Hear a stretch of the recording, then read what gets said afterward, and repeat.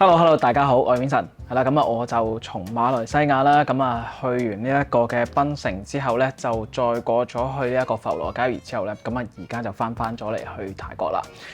翻咗嚟之後咧，先發覺，對上一條片咧，原來已經係1月29號，都差咗成個禮拜都未出過片噶啦。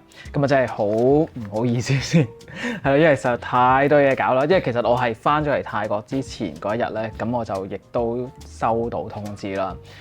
我而家本身係用緊個學生簽證嘅，但係我個學生簽證咧就到咗期，所以我都要出境。但係翻嚟之前嗰一日咧，我收到個 email 啦，就係話我嗰個嘅長居嘅簽證個 ENIT Visa 咧就已經係批咗啦。我爭俾錢嘅啫。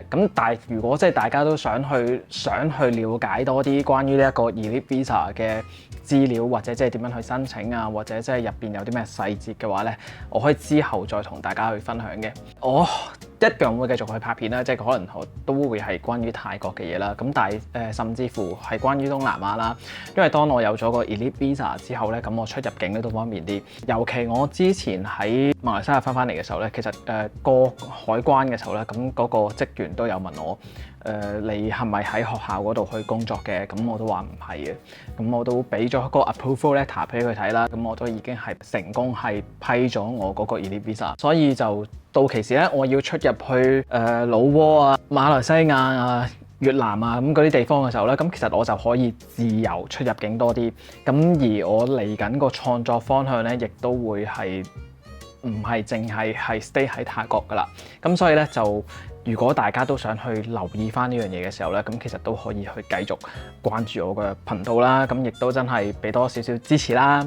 我之後亦都會俾多 information 去俾翻大家去了解一下。今日呢條片咧，我都係想同大家去跟進翻我上次去報導安宇晴嘅事件啦。因為其實安宇晴嘅事件咧，暫時都係因為泰國玉大王嘅初威嘅出現咧，都係令到個事件咧係暫告一段落嘅。6名警察當中咧，其實都認咗罪，但係後尾佢哋都又唔係好想認罪啦。因為可能佢哋都知道，其實如果即係最重嘅刑罰咧，有機會咧係會被判死刑嘅。所以可能係驚啦，又或者會唔會係俾人擺咗上台，所以佢哋有反悔嘅可能咧，就真係裡面嘅人先至會知道啦。如果大家都係想去了解多啲初威呢一個嘅泰國玉大王佢嘅背景或者資料嘅話咧，大家不妨可以留言俾我啦。如果真係都想知多啲嘅話，我就會做多少少嘅資料搜集，再去講翻佢嘅故事俾大家去聽嘅。但係喺呢一樣嘢之前啦，其實大家已經係開始有一個疑問，即係我係之前喺個 community 裏邊出咗一個 post 啦。個 post 就係話其實到底電子煙咧或者吸煙咧喺泰國咧係咪犯法嘅咧？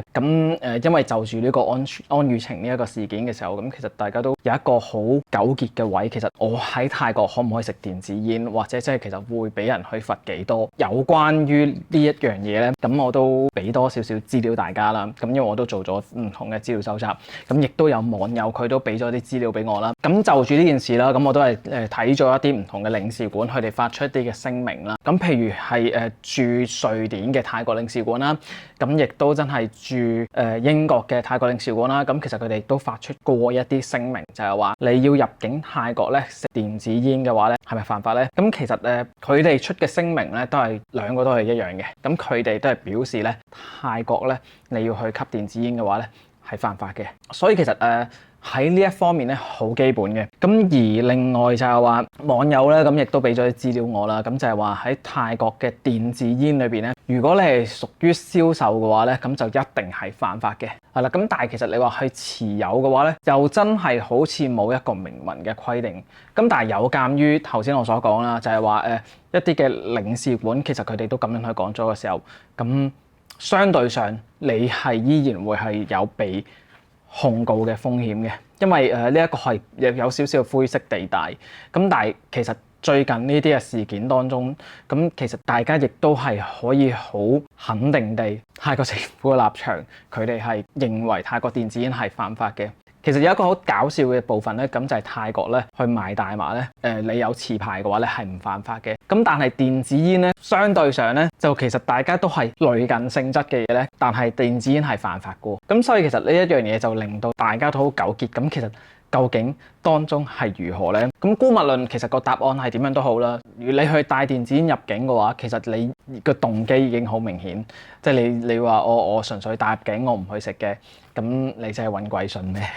係咪先？咁但係你話你真係要食嘅，咁其實你自己去揾啱嘅個地方咯。因為我試過就聽過啲朋友講，其實佢哋就係有朋友啦喺嗰一啲嘅大排檔裏邊去食煙啦，咁食電子煙啦，咁佢又唔係喺曼谷嘅，咁佢又喺一啲比較鄉下啲嘅地方，咁突然間有啲差人咧就殺咗出嚟，咁就發咗啲告票俾佢哋啦。咁當然啦，發告票嘅時候，咁其實佢哋有價講嘅，咁當然佢亦都用咗佢哋嘅方法去解決咗件事啦。咁所以其實你話究竟呢一件事喺個法例上其實係咪真係完完全全係冇問題呢？我覺得即係你要自己去小心咯。即係我又唔會話叫你去同個法例去衝突啦。咁但係亦都真係，如果你真係要做呢件事嘅時候，咁你自己都要去避忌啲啦。咁因為點解呢？因為我自己都睇過啦。咁究竟泰國首先一樣嘢就係你可唔可以食煙？咁食煙咧，其實都有好多唔同嘅規矩嘅。咁我睇咗一個網站，咁佢都有一個好充足嘅資料啦，咁去提供咗出嚟嘅。咁我而家同大家去講一講啦。好啦，咁我就揾咗一個網站啦，佢叫做 Holiday5。咁入邊咧，咁其實佢都引用咗好多唔同嘅法例去刊登咗佢哋自己個網站上面嘅，我就覺得幾有用嘅，咁所以我就喺度咧就同大家去分享一下啦。咁首先咧第一點嘅 key points 啦，咁佢就話 smokers are not allowed to smoke in public buildings or public areas except for open air areas。咁即係話其實一啲嘅公共地方啦，一啲嘅公共大廈啦，咁你都唔可以喺裏邊食煙嘅。咁假如係一啲嘅公共有戶外嘅地方嘅話啦，咁其實嗰啲就都 OK 嘅。咁你問我有邊啲係 OK，邊啲唔 OK，其實就真係好難答。咁不過我有一個 tips 啦，即係如果你真係要食煙咧，就唔好去搏。你話喺大街裏邊去食煙，咁真係你話喺一啲嘅公共地方，你走埋去啲冷巷度去食煙咧，咁對你自己都係比較安全啲嘅。咁另外就第二點啦 ，there is a 5 meter 嘅 exclusion zone 啦，咁 around the entrance and exit areas of all significant public space。咁第二點呢度就係講緊佢係話喺一啲嘅出入嘅場所啦，一啲嘅出入口啊，咁你喺個出入口裏邊咧5米嘅範圍裏邊咧，咁其實都唔可以食煙嘅。咁點解咧？咁其實因為人流多啊嘛，即係你冇理由喺個出入口裏邊去食煙去毒害其他人噶嘛。咁所以其實我覺得呢樣嘢係合理嘅。咁另外就第三點啦，咁一啲嘅餐廳啦、酒吧啦，咁其實都唔可以喺入邊食煙嘅。但係佢有一啲嘅例子就話，咁假如咧有啲嘅地方咧，其實佢已經係設計咗一啲嘅指定嘅地方，可以俾你喺入邊食煙嘅。咁譬如有邊啲咧？咁我好相信就係一啲嘅大啲嘅餐廳或者酒吧，佢有一啲嘅open area 嘅話咧，咁其實嗰啲係 OK 冇問題嘅。咁你如果真係你要揾到一啲嘅酒吧去食煙嘅話，咁你要揾到一啲去真係指定，或者佢哋問個侍應，我可唔可以喺度食煙嘅？佢哋 guarantee 咗，咁你都唔使咁擔心。你話有人嚟捉㗎嘛，係嘛？咁第四點呢一個就係話講緊泰國咧有24個海灘咧，咁其實已經係唔可以喺嗰度食煙㗎啦。咁邊個24個海灘咧？我喺度 show 出嚟俾大家睇下啦。你話喺泰國嘅海灘食煙嘅話咧，咁其實都幾重嘅刑罰嘅，因為其實咧佢入邊嘅刑罰咧最高嘅刑罰咧就係可以有10萬嘅泰銖嘅罰款啦，咁另外就亦都有唔超過1年嘅監禁啦，咁所以就即係唔好搏咯。呢幾年啦，咁其實泰國嘅機場啦，咁其實亦都已經係停咗，佢哋都唔會有吸煙間去提供噶啦。無論係泰國嘅 BKK 嘅機場啦，咁另外當門嘅機場啦、清邁、清萊啦、克耶啦、咁布吉啦，全部都冇嘅。咁所以就如果你真係你係一個好重度要去食煙嘅煙民嘅話咧，咁真係自己早少少嘅食定幾支先上飛機。咁如果唔係咧，你話你上飛機之前或者你要去到到埗之後咧，咁其實都唔會有地方可以俾食煙嘅。咁你話可唔可以帶煙入境啦？咁帶煙入境咁其實誒係可以帶煙入境嘅。咁其實咧都有一啲嘅限制嘅。帶煙入境嘅話咧，咁如果你話你真係要帶煙仔啦，咁逐支煙去計嘅話咧，每一個入境嘅人士啦，咁其實佢就最多咧就只可以帶200支嘅香煙嘅。咁唔使俾稅嘅200支係啦，咁樣但係如果你真係超過咗1支嘅話咧，咁其實你都要被罰款嘅。咁所以你自己小心啲啦。我唔記得咗每一包煙佢入邊有幾多支煙，咁但係你係一個煙民嘅話，我相信你自己識計。咁啊，另外就假如你唔係食包裝嘅香煙嘅話，咁如果你係食嘅煙草，你係自己捲煙嘅，咁最多咧嘅你嘅煙草咧就唔可以超過500克嘅煙草，所以就你自己去衡量一下你自己應該去帶幾多啦。佢呢度咧咁其實佢都有講咗咧，咁佢都話係電子煙咧係犯法，係唔可以去入境嘅。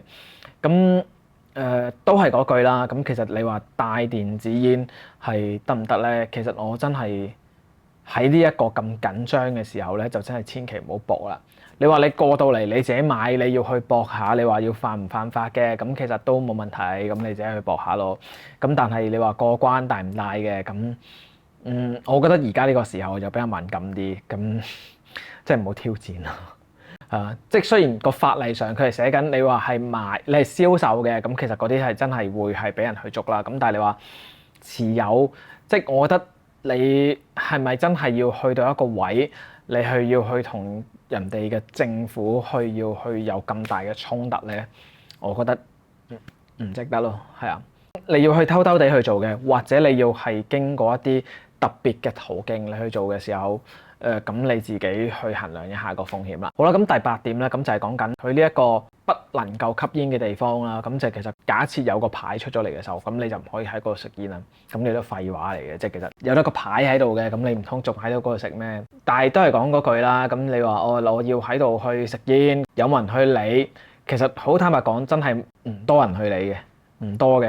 咁但係即係其實都係講緊一個例子，就係話會唔會突然之間有啲差人殺出嚟，或者唔好講差人啦，甚至乎係黑警啦，咁啊出咗嚟，跟住然之後佢哋利用呢一樣嘢去做一個勒索或者去敲詐咧。咁其實就你去俾咗個機會去提供咗俾佢哋去做呢件事嘅時候，你又冇得賴嘅，即係呢啲嘢你自己去搞出嚟嘅，係咪先？咁都係嗰句，就係你要揾一個地方係自己覺得安全嘅，咁先至去做咯。咁不過就其實睇勻咧，即係好似冇乜地方可以食煙嘅，即係你公共地方，跟住然之後你話有咁多限制，跟住然之後室內嘅場所，就算自己住嘅地方，住喺 condo 嘅 condo 又唔俾食煙，咁其實仲有邊度可以食煙咧？